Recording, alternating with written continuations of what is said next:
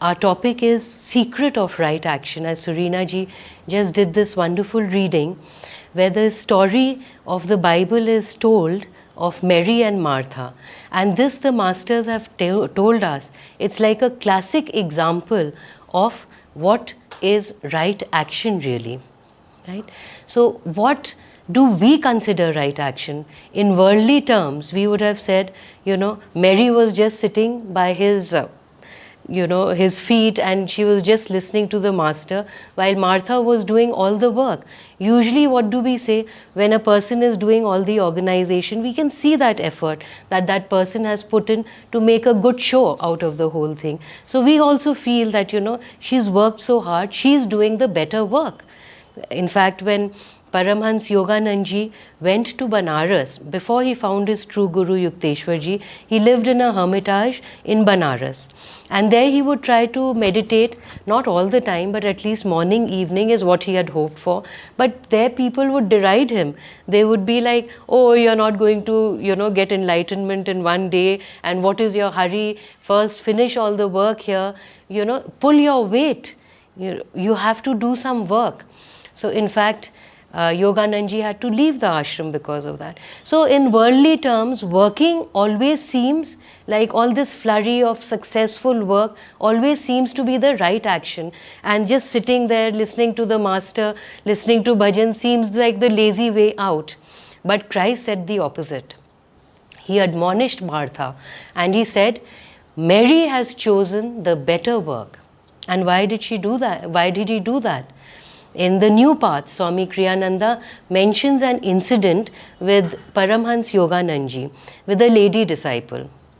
So Yogananda is one day cooking in his kitchen and the lady disciple is just sitting with him and she notices that the dishes are obviously getting dirty as master is cooking. So she says, let me help him by cleaning up the dishes as he kind of cooks. So she started doing that. But she realized that the more she cleaned the dishes, more and more master kind of started to make a mess. And more dishes. The one dish she would clean, there would be two more to clean.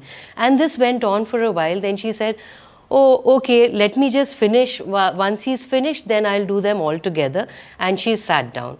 And then she saw this small smile on master's face as he continued doing his work. And she also noticed that suddenly his cooking also became less messy. It became cleaner and he did not dirty as many dishes as before. And then when she contemplated on that, she realized that she was just doing work out of a restless preoccupation. Rather, she could have been inwardly in communion at soul level with her master when she was with him. And that's what Yogananda always encouraged. Meet me at the soul level was always his call to all his disciples. But this kind of rajasic work that we start to feel like doing, which comes out of maybe just boredom or restlessness or just for the sake of work, then this is completely rajasic work and it doesn't do anything for us. In fact, when we do sattvic work, what is sattvic work? As we read in the story, an inner communion, when we are in inner communion with God, with Guru, when we are in our soul consciousness, then when that inner peace, inner calmness, whatever action we do, that is deliberate action that we choose to do, that really is sattvic action. So there's another story in the New Path that Swami Kriyananda tells us about Master again, and this is also related to work. And there's a lady disciple in his ashram who's doing a lot of work, and Yogananda goes to her and says, don't do so much work. So she's a little surprised and she does start to feel, yeah, I'm getting a little tired these days, I have a lot of work. So, but when he says this a few times, she says, okay, let me reduce my work. So she reduces her work. But the next day she hears that Master has given her even more work. So she says, okay, Master, if you've given me work, I'll do it. Then the next time she meets him, he is very stern with her and he says, why are you doing so much work? Reduce your work. So she's very surprised and she says, okay, I'll reduce. Then she reduces. Then again the next day he gives her more work. Then he admonishes her again. And this keeps going on. And then she says, okay, I'm missing the point somewhere. Then she decides to meditate on this. What is really happening here? Then she comes back and she tells him, Master, how about in our work here, we replace the word work with service? And then Yoganandji smiles and says, yeah, it has been a good show. So what was the difference between work and service? Most of the time, she was in the ashram, she was working. All the time when we are working for the Guru, when we come to the ashram, we never say work, right? We say service. We are doing service. So in a way, she was also doing service. So what was the problem here? Why did she need to replace this work and service words with each other? Because work gives us a sense of I consciousness. I am doing so much for Guru. I am doing so much work for Guru's spreading of his work. And if I did not do this, then there would be trouble. There's an I in that.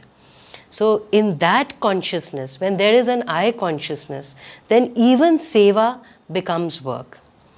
And how should it be? What was the master trying to tell her? He was trying to tell her, make it a service. You're not doing anything. When we surrender even our ego to the Guru, when we say, he's actually working through me, when we do that, then any work that we do also can become a seva. Right? So the right attitude, the right consciousness is what is important rather than the work that is to be done. If we work with personal motive for name, fame, for money, then we have a lot of attachment to the outcome. Then whatever we do is from a consciousness of agitation, of restlessness. And when we have that same thing coming from soul consciousness, from our center, then that same work becomes the right action that the masters are talking about. In fact, when we do that, when we work from our center, the center is connected to what? The infinite power, the infinite energy. Then there's no question even of tiredness. A lot of you come here to do seva in the ashram.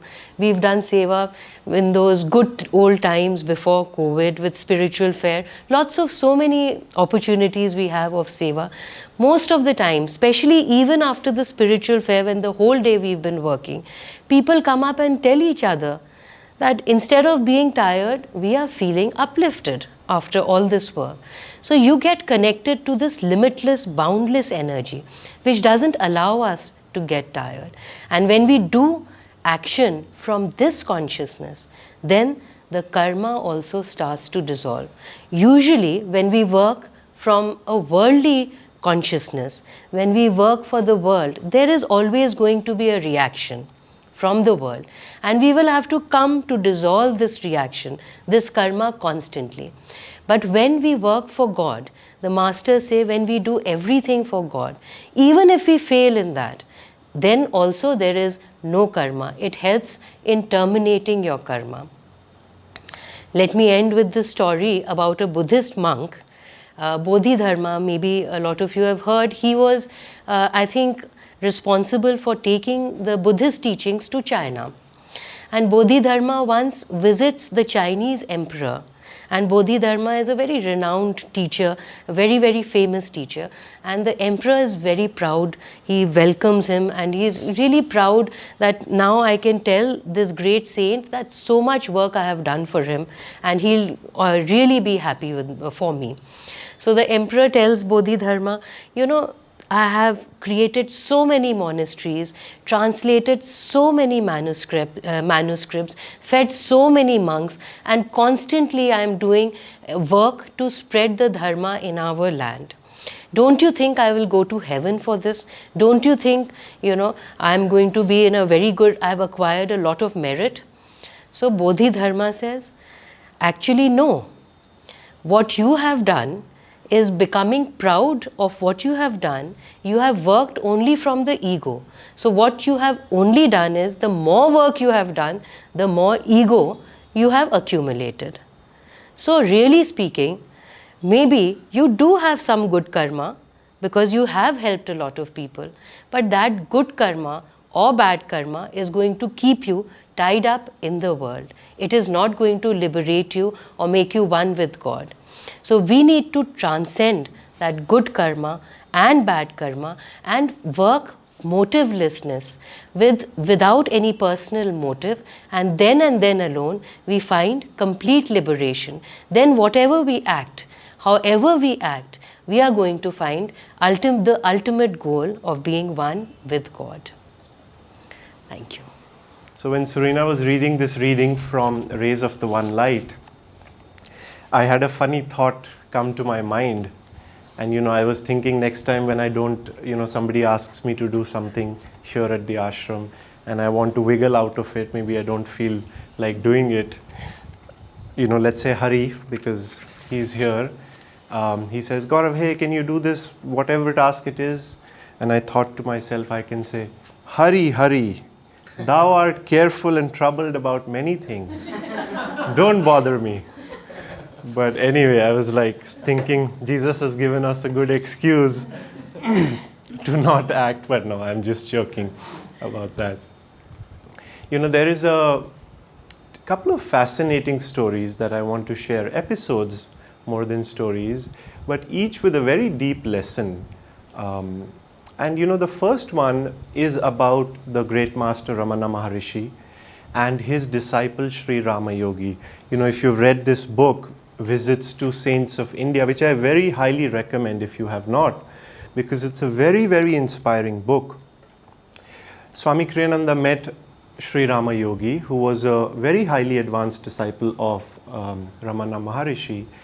And Sri Rama Yogi told Swami Kriyananda once, he said, one day I went to my guru, Ramana Maharishi, and he said that I saw that other disciples in the ashram were lovingly serving him. They were tending to him, I don't know, maybe feeding him, whatever it was.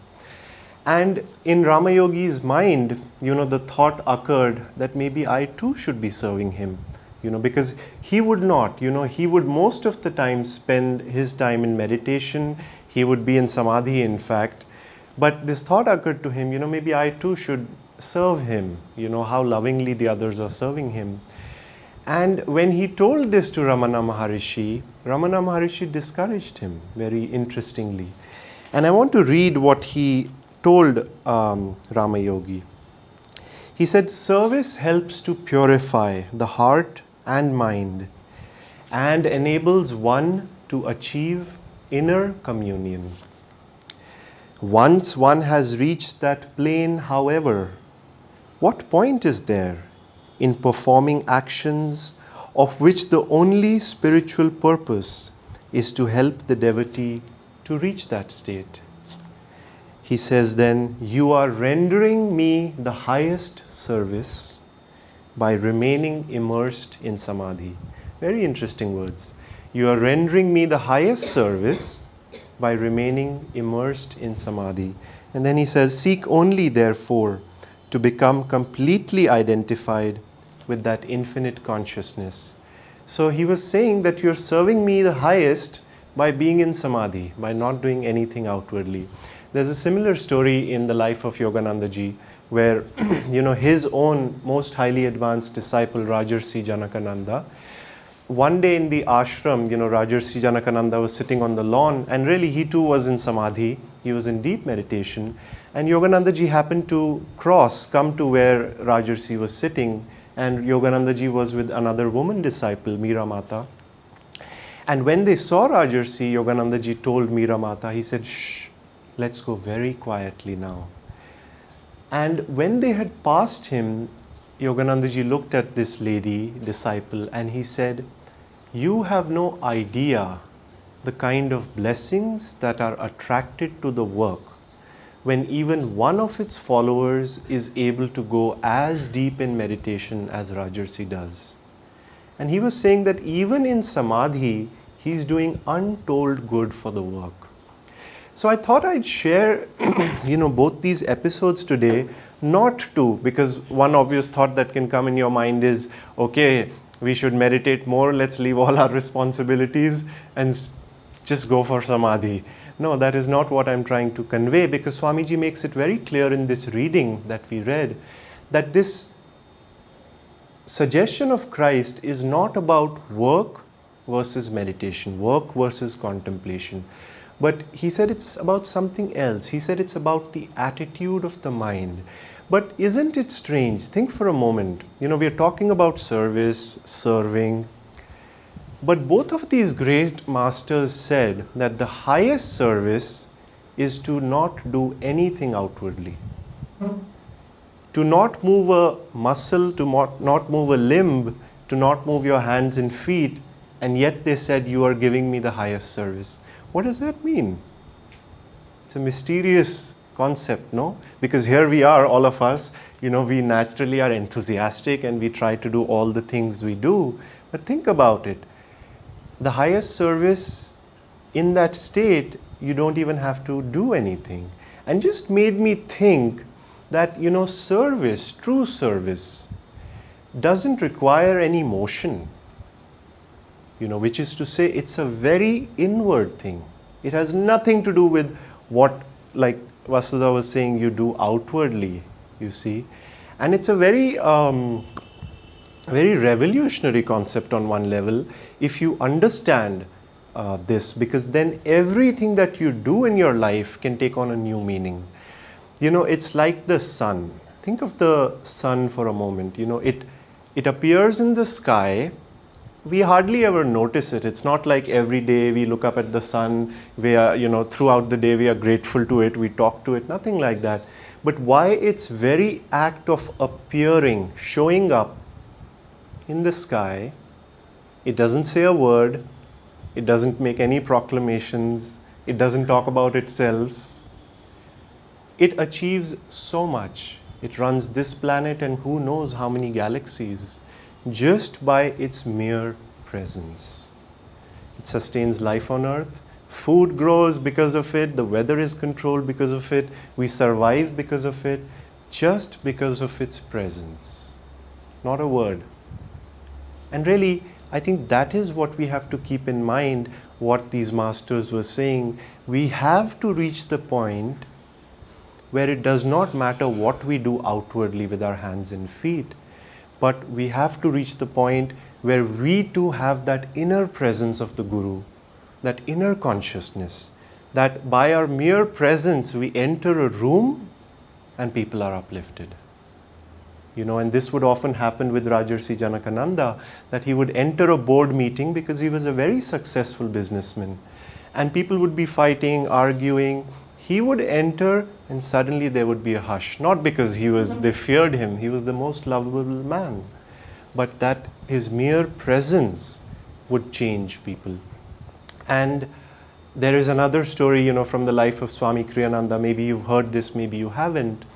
But there was a time early on when he was with Yoganandaji that there was a time when he fell ill. He was working very, very hard, as he described it, months of labor, of course for Master, for Yoganandaji. But because of all that work, his health suffered and he grew very ill. And Yoganandaji told him, he said that go to Encinitas, which was the other ashram they had. He said, go there and just spend some time resting and spend a day or two every week, just don't do anything. So Swamiji, naturally followed this advice.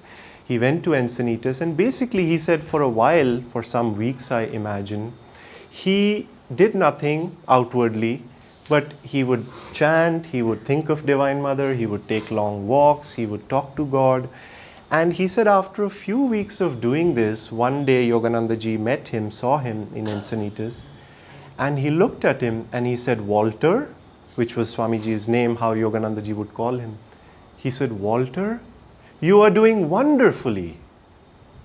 And Swamiji was just caught off guard, because he instantly thought that his whole illness had come because weeks at end he had been serving Master outwardly and he thought he had been productive. And he said never during that time Master had once said, how nice you're doing all this work, what a wonderful effort you're making. And Swami said, now that I was doing absolutely nothing, Master chose to tell me you're doing great. And Swami realized that that's when he started realizing that service is something different altogether. And how Sri Rama Yogi described it to Swamiji finally when they were talking about these things. He said the whole purpose of service, he said the whole purpose of sadhana, whether it's service, whether it's organizing, whether it's administration work, or whether it's meditation, he said the goal is to still the waves of the mind. And this is very important for us as yogis. The goal is to still the waves of the mind, thereby allowing us to realize our divine self within. And I just want to ponder on this a little bit, because really it is only those waves, we call them chitta, disturbed feelings of the heart, desires, I want this, I want that, I want to do this, I want to do that, the thwarting cross currents of ego, which can really even come in our work, even in our service. You think of saints who have fallen unfortunately from great heights. They must be serving their guru, and like Vasudha was saying, it really doesn't matter what you do outwardly, because if you are not stilling those waves of what I want to do, then we are losing sight of the true purpose of service. And so he was saying the goal of everything in meditation or in activity is to still the restless waves of the heart and of the mind. Getting rid of this thought, what do I want to do? And when we can get that out of the way, then the Guru can really come into our consciousness. He can really, change us, transform us.